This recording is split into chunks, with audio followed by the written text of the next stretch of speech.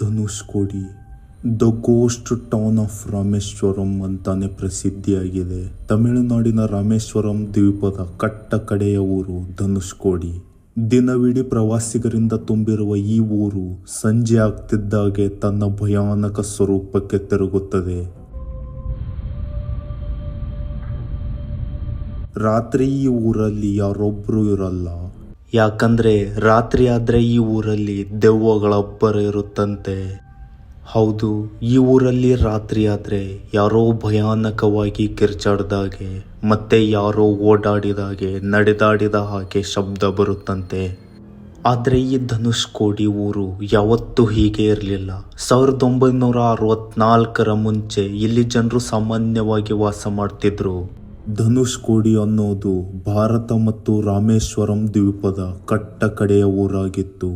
ಭಾರತದಿಂದ ಶ್ರೀಲಂಕಾಗೆ ಹೋಗೋ ರೈಲು ಈ ಧನುಷ್ಕೋಡಿ ಮುಖಾಂತರನೇ ಹಾದು ಹೋಗ್ತಿತ್ತು. ಆದ್ರೆ ಆ ಒಂದು ರಾತ್ರಿ ಧನುಷ್ಕೋಡಿಯಲ್ಲಿ ನಡೆದ ಆ ಒಂದು ಘಟನೆ ಇವತ್ತು ಧನುಷ್ಕೋಡಿಯನ್ನ ದೆವ್ವಗಳ ವಾಸಸ್ಥಾನ ತರ ಮಾಡಿದೆ. ಹೌದು, ಅವತ್ತು ಡಿಸೆಂಬರ್ 22, 1964 ಮಧ್ಯರಾತ್ರಿ ಹಿಂದೂ ಮಹಾಸಾಗರದಲ್ಲಿ ಉಂಟಾದ ಸೈಕ್ಲೋನ್ ಭಾರತದ ಪೂರ್ವ ಕರಾವಳಿಯನ್ನ ಬಂದಪ್ಪಳಿಸಿತ್ತು. ಆ ಸೈಕ್ಲೋನ್ ಇಡೀ ಧನುಷ್ಕೋಡಿಯ ಜನಜೀವನದ ದಿಕ್ಕನ್ನೇ ಬದಲಾಯಿಸಿತ್ತು. ಅದೇ ದಿನ ತಡರಾತ್ರಿ ಭಾರತದಿಂದ ಶ್ರೀಲಂಕಾಗೆ ಹೋಗಬೇಕಾಗಿದ್ದ ರೈಲು ಧನುಷ್ಕೋಡಿಯನ್ನ ಬಂದು ತಲುಪಿತ್ತು. ಆದರೆ ಹಿಂದೂ ಮಹಾಸಾಗರದಲ್ಲಿ ಉಂಟಾದ ಸೈಕ್ಲೋನ್ ಕಾರಣದಿಂದಾಗಿ ಆ ರೈಲಿಗೆ ಮುಂದೆ ಸಮುದ್ರದಲ್ಲಿ ನಿರ್ಮಾಣವಾದ ಪಂಬನ್ ಸೇತುವೆ ದಾಟಲು ಯಾವುದೇ ಸಿಗ್ನಲ್ ಬರಲ್ಲ. ಆದರೂ ರೈಲು ಚಾಲಕರು ಯಾವುದೇ ಸಿಗ್ನಲ್ ಇಲ್ಲದೇನೆ ಸಮುದ್ರ ದಾಟಲು ನಿರ್ಧರಿಸುತ್ತಾರೆ. ಇದೊಂದು ಅಪಾಯಕಾರಿ ನಿರ್ಧಾರವಾಗಿತ್ತು. ರೈಲು ಧನುಷ್ಕೋಡಿ ಬಿಟ್ಟು ಸ್ವಲ್ಪನೇ ದೂರ ಸಮುದ್ರದಲ್ಲಿ ಹೋಗಿತ್ತು. ಧನುಷ್ಕೋಡಿ ಊರಲ್ಲಿ ಕೂಡ ಜನರು ಮಲಗಿದ್ರು. ಅದೇ ಸಮಯದಲ್ಲಿ ಸೈಕ್ಲೋನ್ ಪೂರ್ವ ಕರಾವಳಿಯನ್ನ ಬಂದಪ್ಪಳಿಸಿತ್ತು.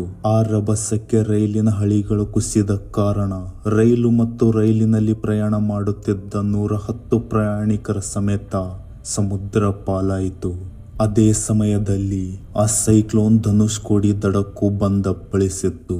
ಬಿರುಗಾಳಿ ಮತ್ತು ಬಿರುಗಾಳಿ ಸಮೇತ ಬಂದ ನೀರು ಇಡೀ ಧನುಷ್ಕೋಡಿ ಊರನ್ನೇ ಮುಳುಗಿಸಿತ್ತು.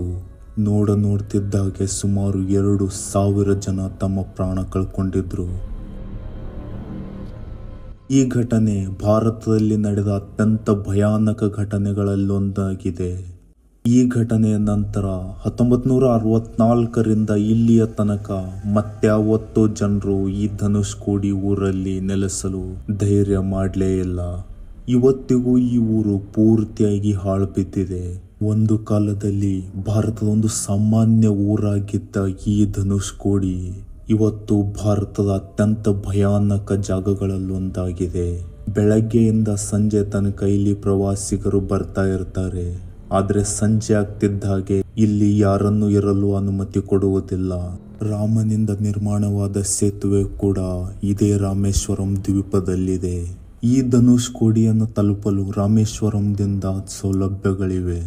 ನೀವು ಬೇಕಾದ್ರೆ ಇಲ್ಲಿ ಹಗಲೊತ್ತು ಹೋಗಬಹುದು.